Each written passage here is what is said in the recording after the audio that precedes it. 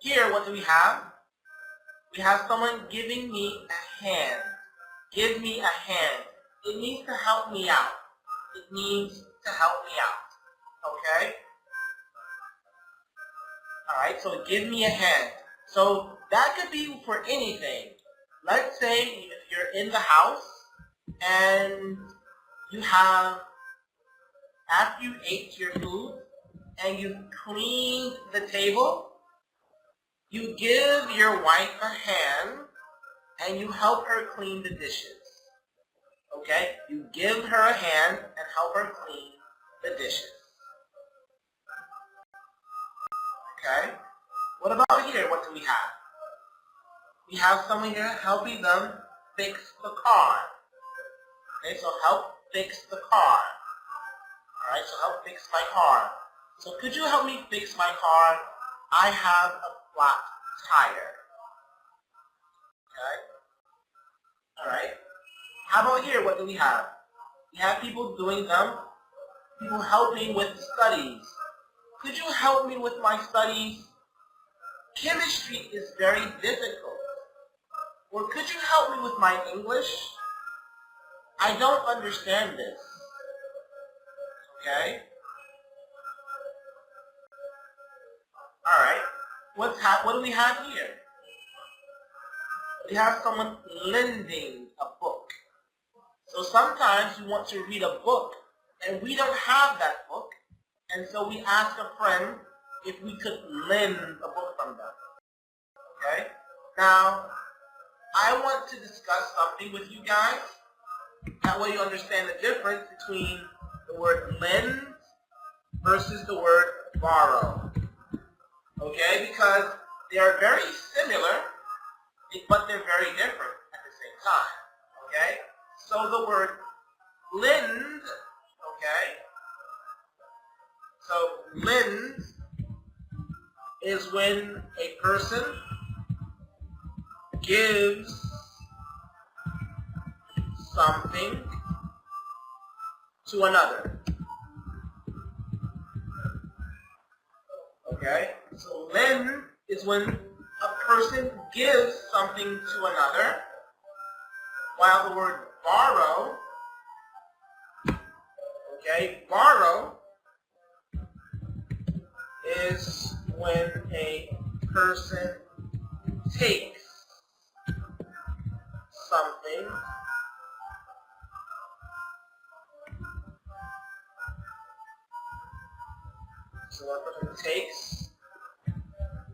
something from another person. Okay? So borrow, you are taking, lending, you're giving. Okay? So they're very close, but they're very different. Okay? Great.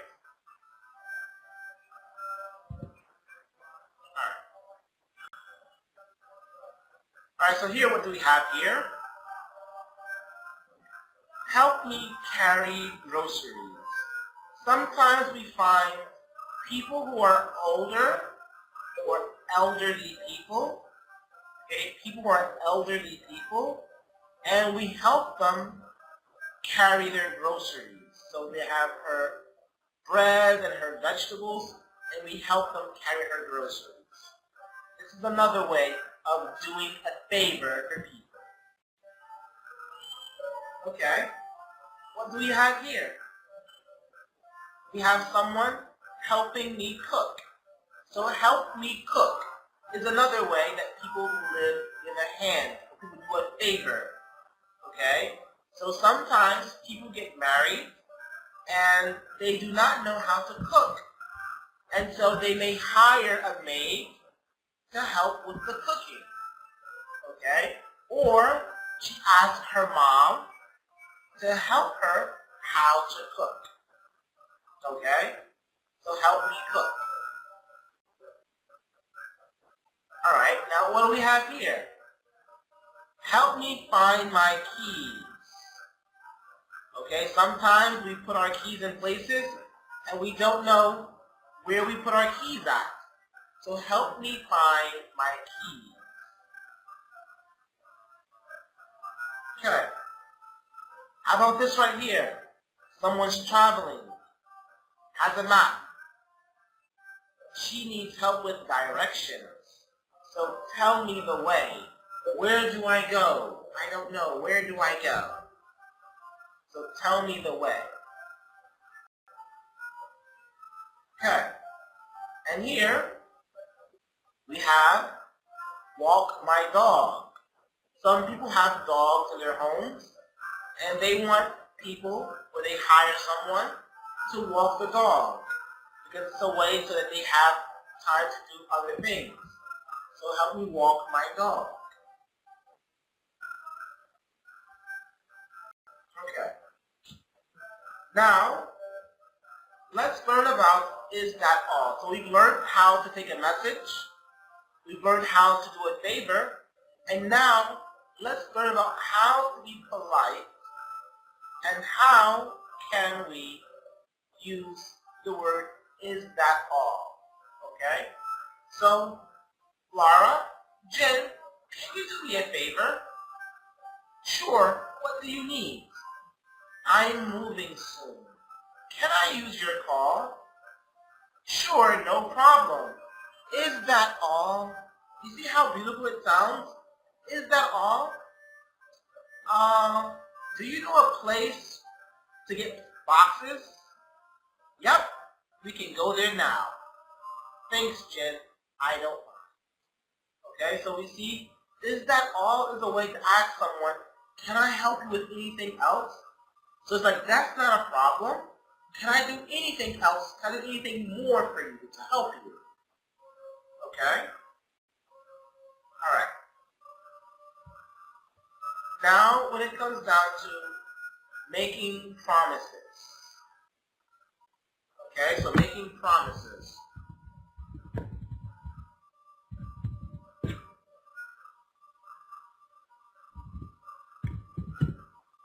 Alright, so making promises and offers with will. Okay, so can, could, and would are used to make requests. We can use will to make promises and offers. We spoke before about using can, could, would, okay?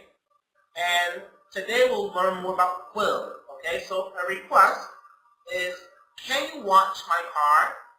Could you say that again? Would you mind picking that up? Can you drive me to work tomorrow? Okay? So all of these right here are requests. Now a promise or an offer would sound like this.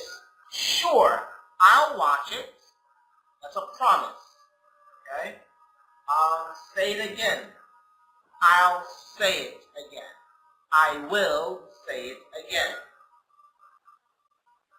Would you mind picking that up? No, I don't mind. I'll pick it up. I'll pick it up. Can you drive me to work tomorrow? Sure, I'll see you tomorrow. Okay, so when we use can, could, may, you can respond with I will. Okay? With our verb to talk about. Alright? Very good. Alright, now let's match the request with the response. Okay? So first let's read them all, and then let's match them together. Okay? So could you watch the eggs for me? Can you give me a ride? Would you mind holding the door for me? Can you help me find the fruit section? Would you be a dear and wash the car? Can you lend me your book? Can you take out the trash? Bob, can you be here at 10 o'clock? Okay. Bob, can you be here at 10 o'clock? Alright. And here we have, sure, I'll help you find the fruit section. I'll hold the door for you. Yes, I'll wash the car. Alright, I'll watch the eggs. I'll loan you my book, but be careful. Fine, I'll take out the trash. Yes, I can give you a ride. Yes, I can be. Okay, so now let's match them up together, okay? Okay, so could you watch the eggs for me? Which one does this here go to? 5, 4, 3, 2, 1. Here we go. All right, I'll watch the eggs. Okay, number 2. Can you give me a ride? Where does this one here belong? I'll give you 5 seconds again. 5, 4, 3, 2, 1. Can you give me a ride? Yes, I can give you a ride. Okay. Would you mind holding the door for me? Would you mind holding the door for me? All right.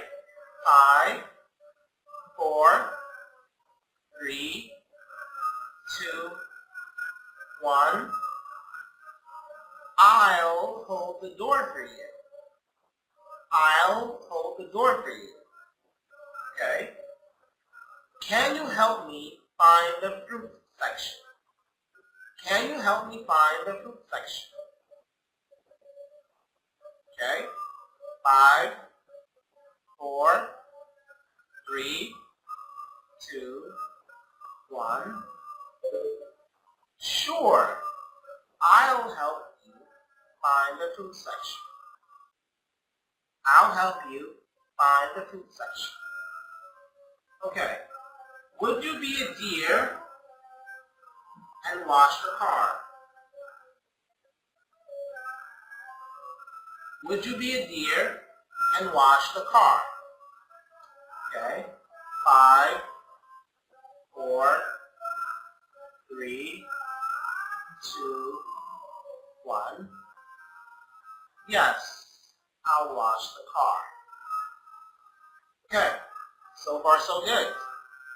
Okay, can you lend me your book? Okay, 5, 4, 3, 2, 1. I'll loan you my book if you care. Okay. Could you take out the trash? Okay. 5, 4, 3, 2, 1. Fine. I'll take out the trash. And our last one, can you be here at 10?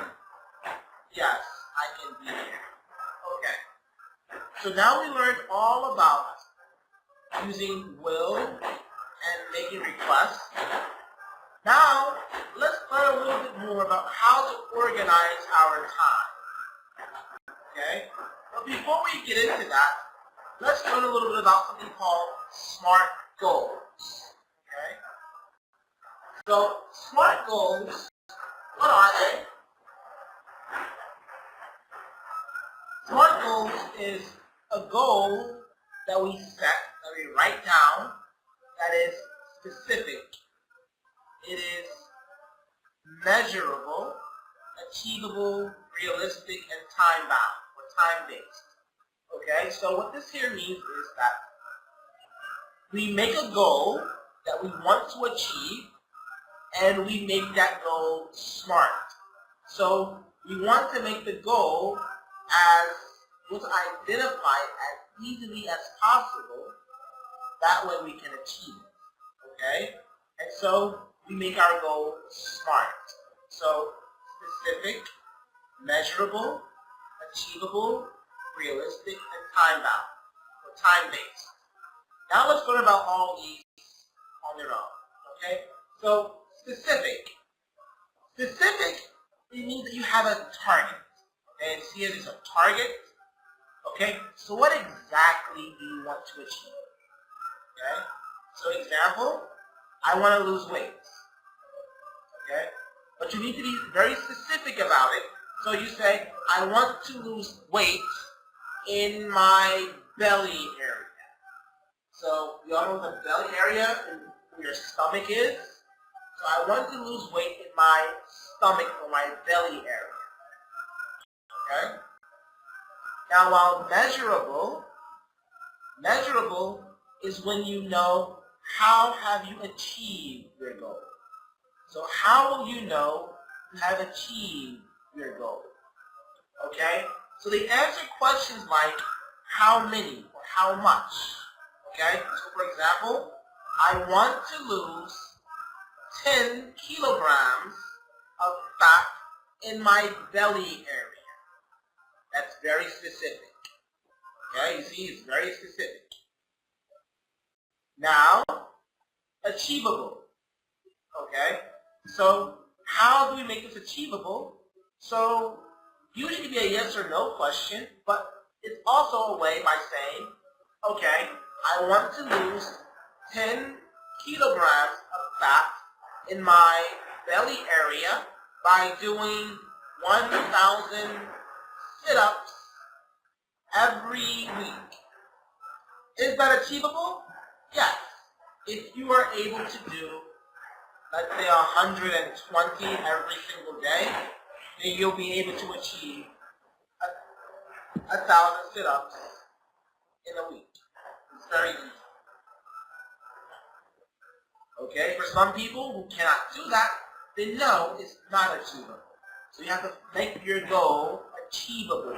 Make sure you're able to do it. Okay, make sure it is possible. Make sure that it is possible. Okay. Up next is realistic. Okay, realistic. So is it something that can be considered possible? In other words, have other people done it?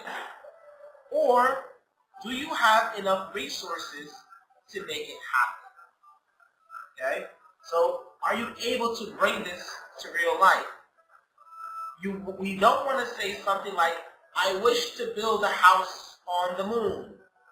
That is not realistic. Okay? So we have to think of goals that are realistic. Okay? Alright. And last thing is that it's time-based. So you have a deadline. Okay? So, for example, I want to lose 10 kilograms of body weight by going to the gym 3 times a week and working out for an hour each time. I will reach my goal by September 29th, 2015. You see how smart that goal sounds? It is very specific. It's measurable. It's achievable. It's realistic. And it's time-based. This way here, you keep this goal in front of you, and you will always be able to achieve your goals. Okay? Alright. Now, coming up to our last section of the class for today, we're learning about how do we organize our time. Well, it has been said that if you do not run your life will run you. In other words, if you do not control your life, then your life will control you.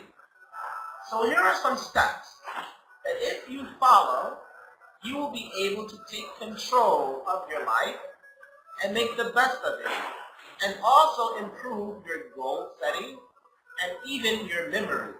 So you'll be able to remember things better and at a much easier way. Okay? Do you ever go to meet new people and then you forget their names and you're embarrassed because you can't remember that person's name? Well, if you learn to do this, it will help you not forget it. It will help you become even better. Okay? So, right here, we're going to take 1 hour at the beginning of your day.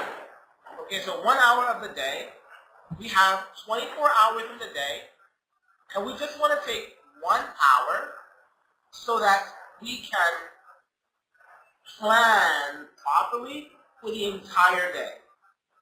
Okay? So it is best if you do this at the very beginning of your day, because you will be able to see your entire day very clearly. Okay?